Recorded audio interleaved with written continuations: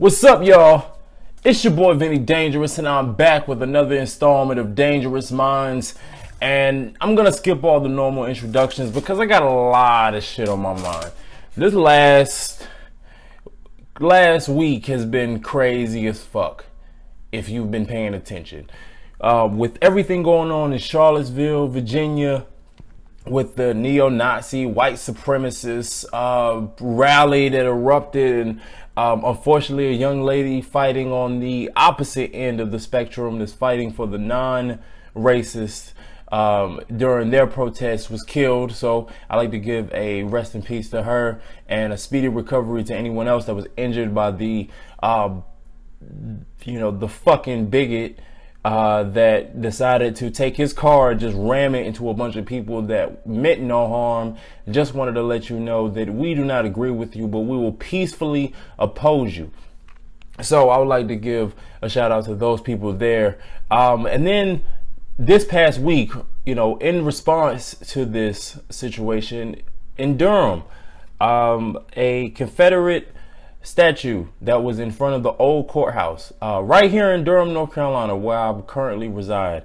There was a group of people that decided to tear this statue down, and it became national headlines as like an attack on Confederate artifacts and symbolism, like back when Dylann Roof did his heinous act to the people in the Charleston, South Carolina church.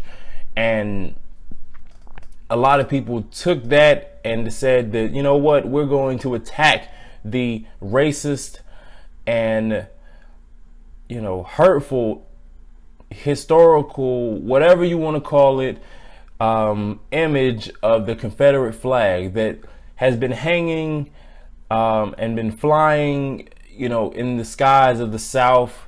I see it a lot in North Carolina, of course, South Carolina, where everything, went down.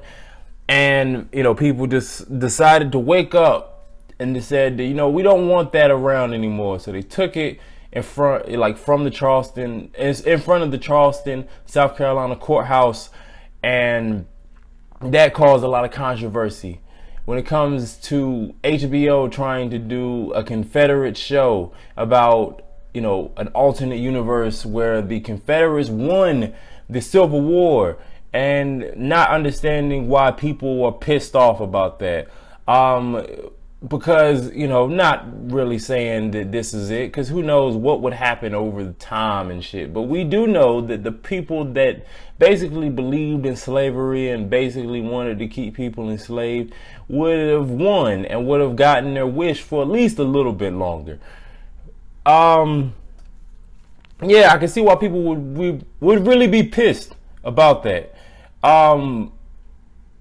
But I also am a little riled up by the prospect of the NFL boycott, because with everything that Colin Kaepernick is doing, that he's done in the past year, he's given money to so many charities. He started different camps to help people, help children, help black and brown and anyone that is misinformed about knowing their rights. He had started camps for that. He took, a stance by just deciding to kneel during the national anthem, putting his NFL career in jeopardy to stand against a flag that represents a country that lets men and women go free with no repercussions when they take the life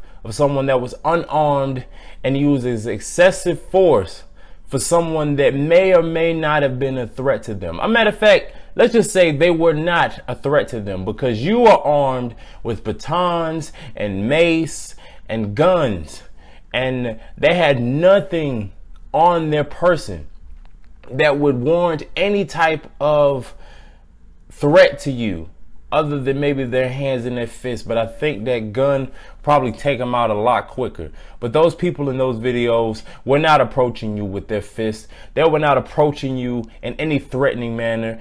any person with a working set of eyes and common sense could tell you that those people didn't mean no harm to you. But for some reason, a judge and a jury still sides with those people every time, and they walk away scot-free because they look like me and they look like my family and my cousins.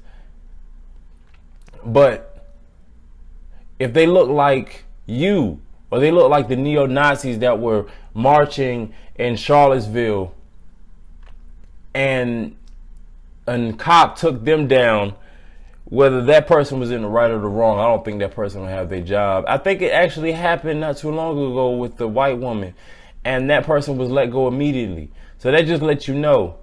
They just let you know what we playing with here.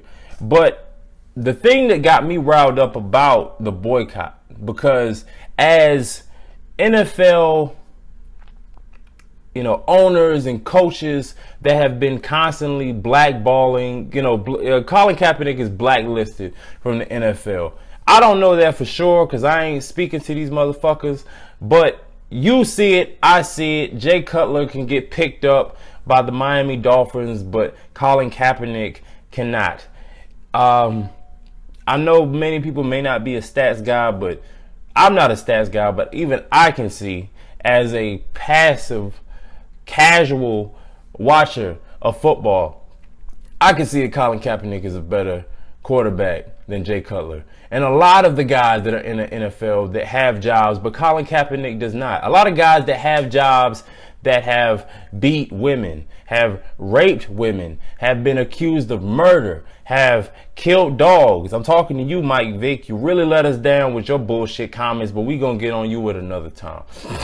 People have done way worse because Colin Kaepernick didn't even do a crime. But there's people that have been accused or have done crimes on camera, and they still have jobs with the NFL. They were real hesitant to suspend Ray Rice, but they are quick to demonize and blacklist and blackball Colin Kaepernick. But the thing that pissed me off, because honestly, you already saw the responses last year during the season when he was doing what he was doing. We all knew that it was going to come down to this eventually. And the part that pisses me off is the fact that when it came down to a prospect of boycotting the NFL, everybody is so wishy-washy about this shit. And it's pissing me off because everybody has these lame excuses. Oh, he already knew what he was getting into. If I don't watch the NFL, it's not going to help or hurt his cause. Or, he's well off. He's fine. There's a lot of dumbass excuses. I've already paid for my season tickets. All that type of shit. You know what I'm saying? Oh, I watch the NFL to get away from that stuff. Like all that type of shit. Everybody is so the crazy thing is that they're so unified. They unified and decided that they were going to banish Colin Kaepernick and make sure that he's not able to do what he wants to do because he decided to stand up for something that was right. Stand up for something for people like me and like you that are being picked off, being oppressed, being abused, being killed out in these streets with no justice. He decided to take a stand and put his career on the line, and y'all can't decide to miss a season. But these are the same people that are probably in Charlottesville that are protesting. Same people that are downtown Durham protesting. And I'm not calling anybody out because what y'all doing is great, but what's next? Because everybody goes back to when people ask you, why are you marching? They go back to the civil rights movement. They always bring up that that's the stuff that our ancestors did when they were oppressed and when they didn't feel like they were being treated equally in this country. They decided to get out and march. They did, but they also did the Montgomery bus boycott. Oh, y'all don't know what that means. Y'all don't know what boycotting means. Y'all don't know what it means to say that we're not going to support a company that makes racist remarks or supports situations like police brutality because it's not convenient for us. And that's the problem. A lot of people are doing what is convenient for them. You conveniently are able to go out and march and protest because you have the time, but because you decided to make the time. But when it comes down to doing something that is outside of your norm, and football has become a norm for people for generations at this point, they know around this time of the year they're getting ready to sit in front of that television every Sunday from now to the Super Bowl to watch football. So the idea of not doing that is an inconvenience for you, and you come up with every excuse not to do it.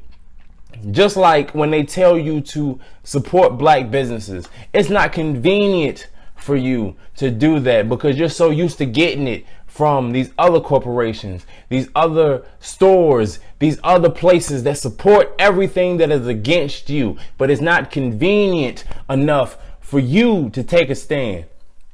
All you have to do is turn off the television, but it's not convenient enough because you don't have anything to do on a Sunday. So that's my problem, is because people look at me, and I had a conversation with a man the other day during the protest in Durham, and they wonder why I wasn't there. First, I didn't know. I just happened to show up downtown for an open mic, and I just happened to see everything that was going on. But second of all, I'm not going to do anything that is reactionary. The problem with our situation, one of the problems with our situation, because we have many problems in our situation, we have many faults that is being put in place that has been taught. I'm not blaming the victim here, but I'm saying that there's a lot of habits that we have and a lot of things that we do that are contributing to our current situation in this country. And one of the things is that we do not plan. There's not a lot of planning going on. It's a lot of reactionary, emotional responses to a lot of the situations that happen. One of the craziest things that I brought up was the fact that how long has that statue been there? How long has all these Confederate statues been in the South and nobody decided to do anything until it was on television in Charlottesville, Virginia? Nobody wanted to do anything about them Confederate flags until it was in Charleston, South Carolina. And everybody was reminded of what this meant, and we had to do something about it now, but nobody did anything about it then. Because it's always meant the same thing. It's always represented the same portion of history that people celebrate, and they know it. They know their history, but we don't know ours. But we remember, and we want to do something when we are reminded, and we are always reminded in situations like this. But instead of taking a plan of action to really deal with these motherfuckers, we react. We do what is convenient, and we get nowhere. So for people that are protesting, that are knocking down statues, and that are punching neo-Nazis, but are still going to sit in front of that television on Super Bowl Sunday or football Sunday and still enjoy that game, knowing that the same people that you were punching out in the street and that you were fighting against are the same people that own those football teams and that are making money off of your convenience. It's been your boy Vinnie-Dangerous. Follow me on IG, support the page, all that good shit. But right now, I just had to get that off my chest. I'm boycotting the NFL. I think you should too. Peace.